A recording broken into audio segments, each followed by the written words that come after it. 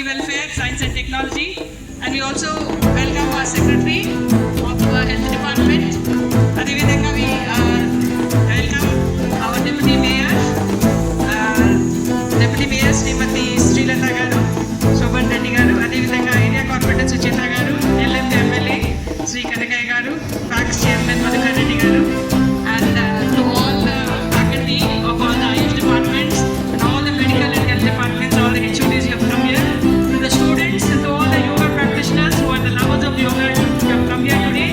So we అందరికీ తెలుసు about the importance of yoga.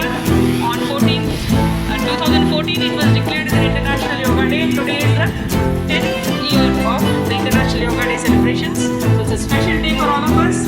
Yoga importance మీ అందరికీ కూడా తెలుసు. So you all know that yoga is actually a merging of individual and universal consciousness. It gives you mental and physical health, the welfare of both physical and mental health.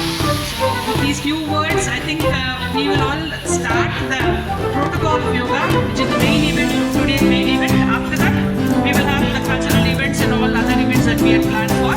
So Girish Garu will, I think, lead the protocol and invite him to the stage. We will all go there and take our respective mats. I invite all of you.